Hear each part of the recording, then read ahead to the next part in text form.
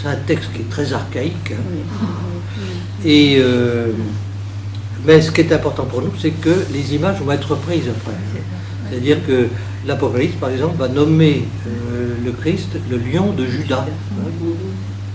Et on va trouver les images aussi du Christ couvert du vêtement, du manteau avec couvert de sang. Voilà. Bon, on va prendre maintenant le texte d'Isaïe au chapitre 5, qui est un texte beaucoup plus récent. Le contexte, c'est qu'on est à Jérusalem et les habitants de Jérusalem sont encore une fois en train de commettre des actes qui sont complètement contraires à ce que Dieu a demandé, contraires à l'alliance. Et Isaïe est en train de leur dire Dieu vous a donné une terre. Il a pris beaucoup de précautions pour vous, mais ce n'est pas une garantie définitive pour vous.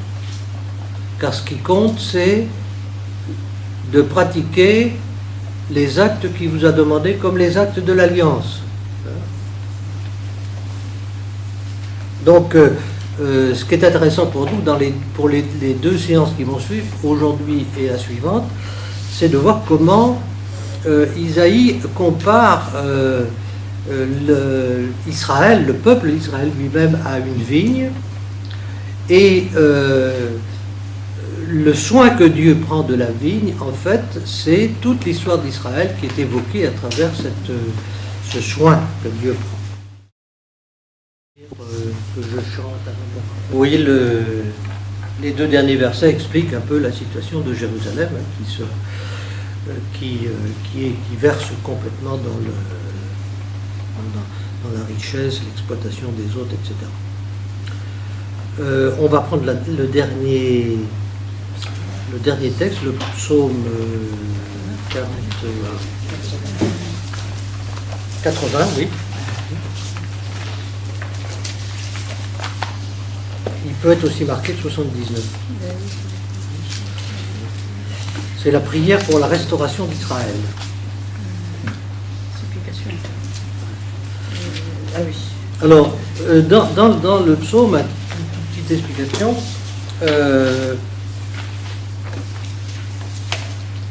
Il est question surtout de Joseph, de Benjamin et de Manassé, mais qui sont comme les représentants de l'ensemble du peuple. Les tribus d'Éphraïm, Benjamin et Manassé étaient au nord, c'était des tribus du nord. Et vous savez que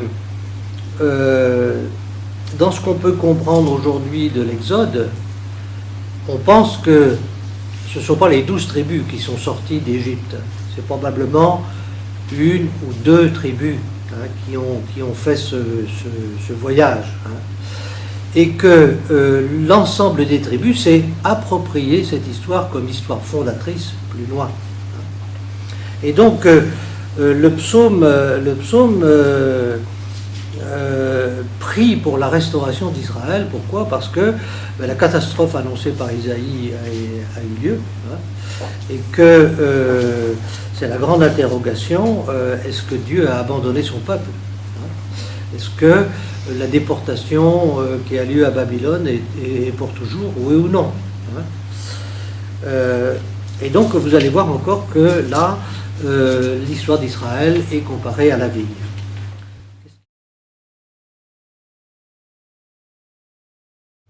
Bon, les deux derniers textes, vous avez vu, sont des très beaux textes.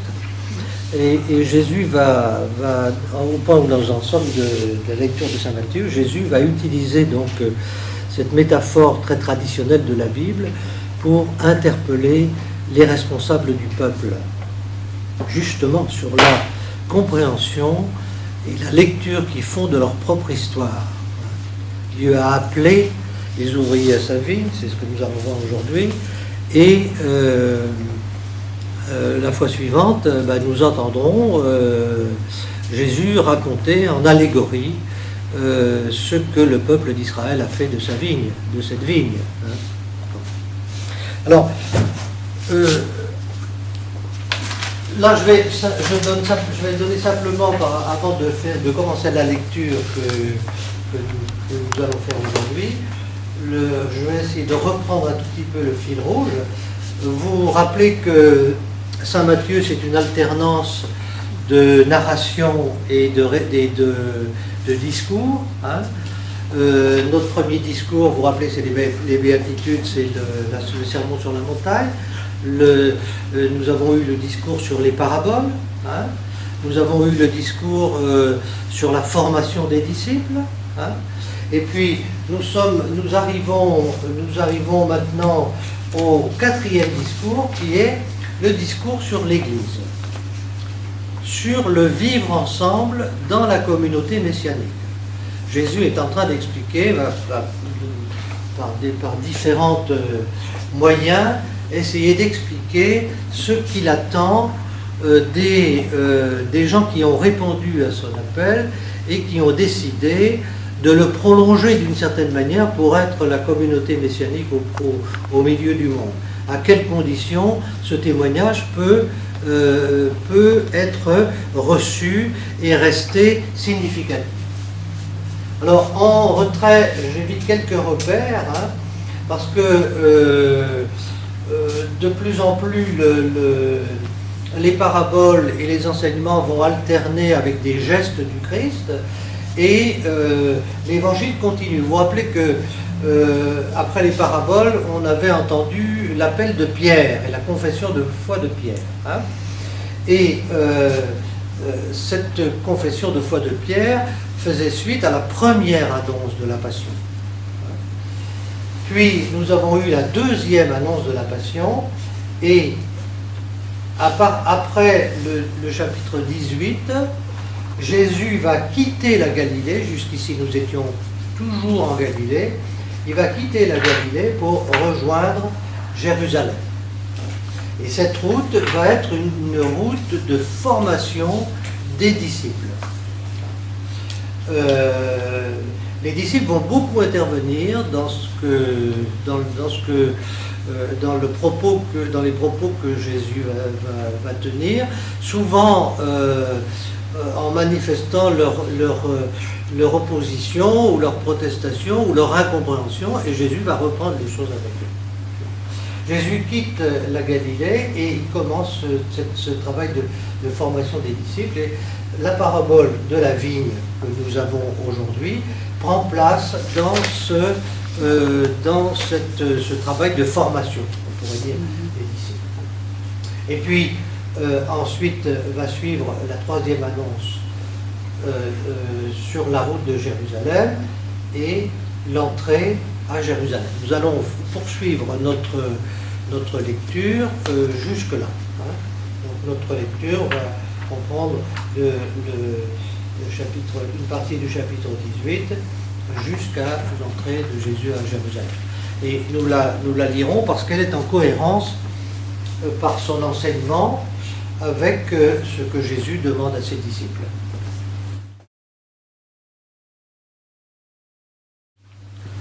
Je vais vous demander de commencer la lecture au chapitre 19.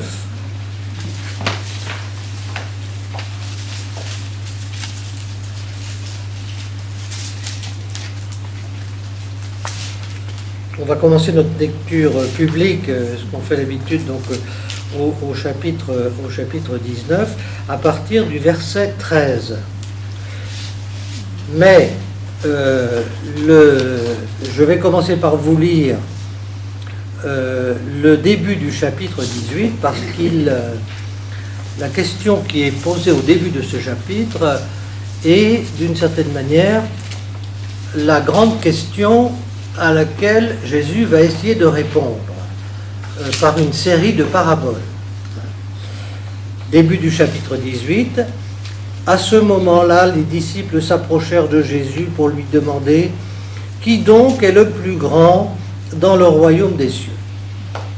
Il appela un petit enfant, le plaça au milieu d'eux et dit, en vérité, je vous le dis, si vous ne retournez pas à l'état des enfants, vous ne pourrez entrer dans le royaume des cieux. Qui donc se fera petit comme ce petit enfant-là? Voilà le plus grand dans le royaume des cieux. Et Jésus va reprendre l'idée et la métaphore de l'enfant au chapitre 19. C'est par là que nous allons reprendre. Il en remet une couche, comme on peut dire, hein, à partir du verset 13. Hein. On commence au verset 13. Hein. Oui. Alors,